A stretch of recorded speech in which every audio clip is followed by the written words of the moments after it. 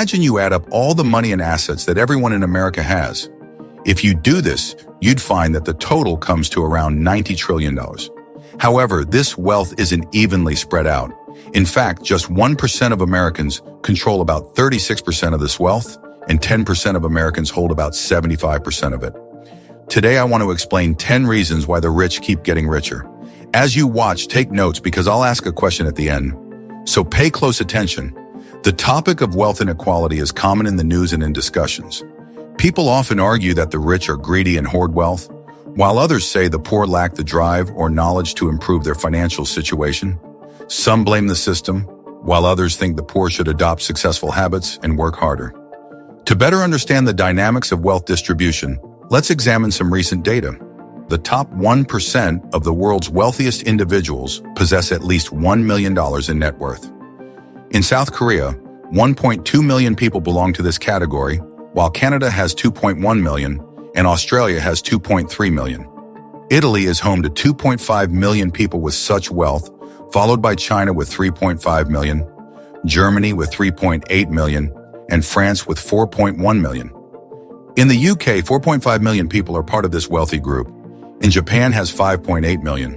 Remarkably, the United States tops the list with 22.5 million individuals who have a net worth of at least $1 million. This staggering number in America surpasses the combined total from the other top 10 countries. The United States capitalist economy, which rewards innovation and value creation, plays a significant role in enabling individuals to accumulate substantial wealth. If we were to divide American wealth based on land ownership, 1% of Americans would own approximately 40% of the land, while 9% would own around 30%. 30% of the population would hold a significant share of 20%, and the bottom 20% would own roughly 5%. Meanwhile, 40% of Americans would have a relatively small share of 5%. Personally, I come from that small share. My family and I immigrated to America with just $5,000 and built our lives from scratch. Through hard work, determination, and strategic decisions, I've been able to improve my financial situation. The top 1% often possess a curious mindset and a growth-oriented approach, which enables them to continue accumulating wealth. As the global wealth gap expands, it's essential to ask yourself, what share of this growing wealth will you claim? Stay tuned as I delve into the 10 reasons behind this phenomenon. Number 1 is exponential growth. The widening wealth gap can largely be explained by the power of compound interest. Here's a detailed example to illustrate this. Imagine we both start with $10,000 at age 25. I choose to invest mine in a conservative account, earning 3% annual interest, while you invest yours in a more aggressive account that earns 12% annually.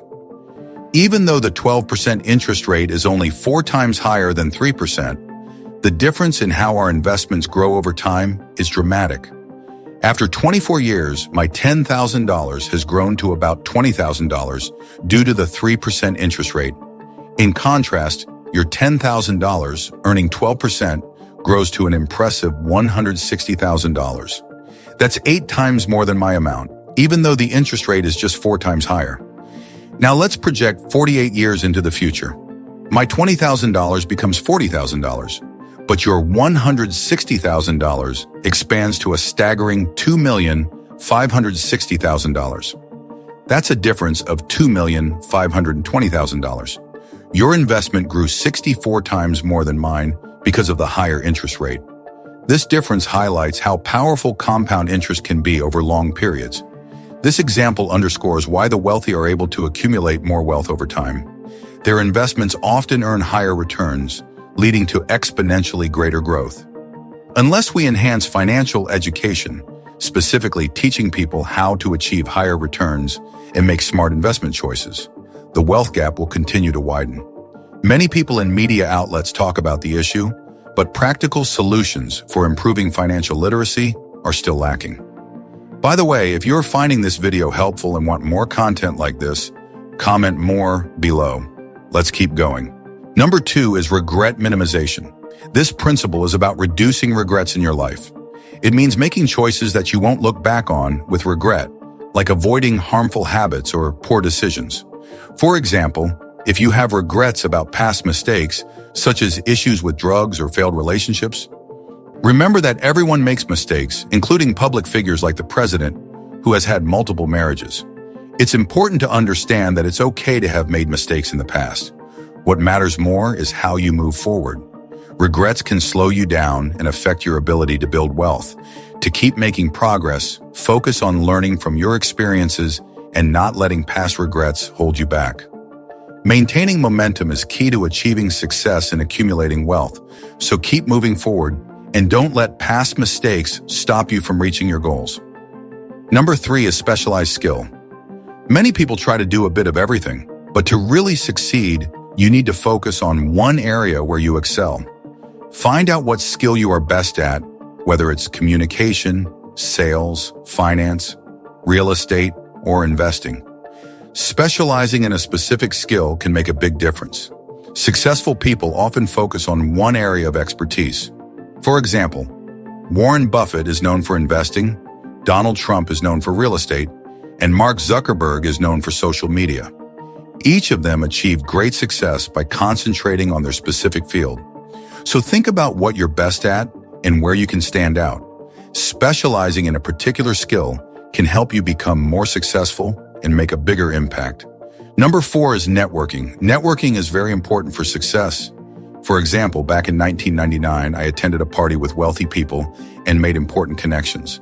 2 years later, one of those connections helped me meet someone who eventually led to a major deal worth $30 million. Good networking can have a big impact on your success. For instance, Mark Zuckerberg met key people at Harvard, like Eduardo Saverin and the Winklevoss twins, which helped him create Facebook. Warren Buffett's connection with Charlie Munger also played a significant role in their success. Networking helps you find new opportunities and resources. Number 5 is leverage. Everyone uses leverage in their daily lives, even if they don't realize it. For instance, when a dad asks his son to get him a beer while watching football, he's using leverage. Similarly, when you order food at a restaurant, you're leveraging the waiter or waitress to bring you what you want. In exchange, you pay for the service and usually leave a tip. This is another example of leverage. Wealthy people use leverage more effectively and on a larger scale. While everyone has only 24 hours in a day, the rich understand how to use leverage to extend their reach. For example, to achieve the equivalent of working 2,000 hours in a day, they would need 250 people working 8 hours each. To reach 20,000 hours, they would need 2,500 employees, and for 200,000 hours, they would need 25,000 workers. By using resources and people efficiently, they create an advantage that helps them achieve more. In essence, leveraging resources and people can help you achieve more than working alone. It's about using what you have in the most effective way possible to reach your goals. Number 6 is positioning. After you finish college or high school, you face a crucial choice about how to earn money. You can choose a traditional job where you're paid by the hour, such as $15, $20, or $30 per hour. Many people focus on increasing their hourly wage, thinking that higher pay per hour will eventually lead to wealth. They might think, I started at $16 an hour, then moved to $22, and now I'm making $25. However, this method alone usually doesn't lead to substantial wealth accumulation. Building significant wealth often requires more than just trading your time for money. Instead, you need to position yourself for greater opportunities. One effective way to do this is by becoming an entrepreneur or gaining equity or ownership in a successful venture. Simply earning a higher hourly wage can limit your potential because there are only so many hours you can work in a day, and therefore only so much you can earn. Successful individuals often share similar stories about how they accumulated their wealth. Many of them started businesses, joined startups, or received equity in thriving companies. For example, someone might have worked for a startup that was eventually sold for billions of dollars and ended up with a significant share of the proceeds, such as $6 million. This kind of success usually comes from being in the right place at the right time and having a stake in something that grows substantially. To truly build wealth, you need to evaluate your current situation and assess its potential for significant growth. Consider whether your current path offers opportunities for substantial financial upside or if it's more limited. If you stay in a position where your earning potential is capped by how many hours you can work, it's unlikely you'll achieve substantial wealth. like $750,000 or more. In summary, while increasing your hourly wage is one way to improve your financial situation, it often won't lead to the kind of wealth you might be aiming for. To create significant wealth, consider entrepreneurial ventures or equity opportunities where you can potentially benefit from larger gains and growth. If you don't seek out these types of opportunities, you might find it challenging to reach higher financial goals. Point number 7 is long-term thinking. Warren Buffett is a great example of how long-term thinking can lead to massive success. Here's a look at his journey. When Warren Buffett was 19 years old, he had $10,000. By the time he was 32, he had made his first $1 million. At 40, his net worth was $34 million. But then his net worth dropped by half, falling to $19 million. Many people would panic and sell their investments in such a situation, especially with news about potential crises and market changes. However, Buffett stayed calm and trusted his long-term strategy. From that point, his wealth grew from $19 million to $67 million, then to $2 billion, and eventually to $81 billion. Buffett's wealth is so substantial that it surpasses the total wealth of some countries like Guatemala, Costa Rica, and Luxembourg. Looking back at the Forbes 400 list from 1982, the total net worth of the top 400 people was $93 billion. The richest person back then was Daniel Keith Ludwig, with a net worth of $2 billion. Today, Ludwig wouldn't even make the list. Out of the original 400, only 36 are still on the list after 35 years. Today, the total net worth of the Forbes 400 has skyrocketed to $2.5 trillion. This increase is not just 5 times, it's 5 times doubling, or $93 billion multiplied by 2 repeatedly until it reaches $2.5 trillion. If this trend continues, the total net worth of the Forbes 400 could reach $80 trillion by 2050. So if $80 trillion is going to be shared among just 400 people, consider what portion of that wealth might be yours. With 330 million people in America, the total wealth will be even larger in the next 35 years. This represents a huge opportunity for those who are prepared. To get ahead, focus on 3 key principles: exponential growth, positioning yourself well, and thinking long-term. If you can master these, you'll be better positioned to achieve what now seems like impossible goals. Remember, success comes from thinking ahead and staying committed, rather than panicking or giving up when challenges arise. Number 8 is reinvesting their money. Wealthy people ensure their money's always working for them. They don't let their money just sit around. Instead, they keep it active. They might also strategically hold onto cash if they expect a market drop, using it to their advantage later. The key is to avoid letting money sit idly in a bank account.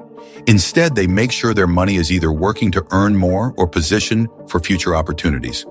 By keeping their money engaged, they maximize their financial growth and avoid losing potential earnings.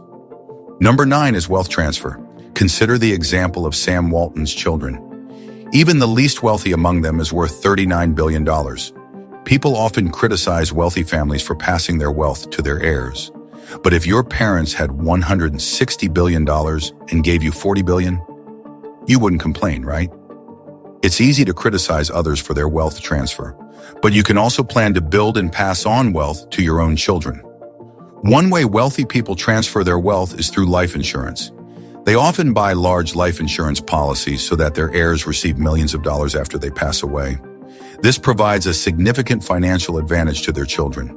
You can also take steps to ensure you pass on wealth to your family by planning and being strategic about your finances. Wealth transfer is a common practice among the rich, and with the right approach, you can set up a similar plan for your family's future. Number 10 is understanding taxes. Taxes can vary greatly depending on where you live and how you earn money.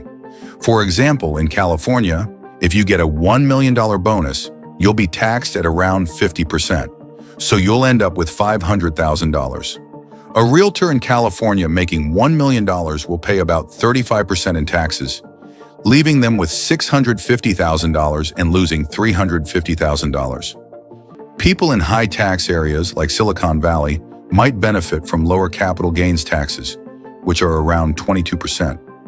This shows that taxes are often about how well you position yourself. By moving to a state with lower income taxes, like Nevada or Florida, you can save a lot of money. For example, if you save 13.3% on a $1 million income, that's $13,300 saved.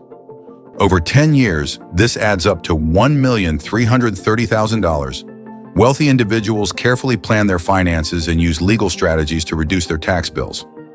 Being smart about taxes can lead to significant savings and more opportunities for your money. If you found this video insightful and want to dive deeper into building wealth and achieving financial success, make sure to hit the thumbs up button and leave a comment below with your thoughts or questions. For more valuable tips and strategies on finance, entrepreneurship, and self-improvement, don't forget to subscribe to our channel. We release new videos every other day to help you stay informed and motivated. Join our community and take the next steps towards financial success. See you in the next video.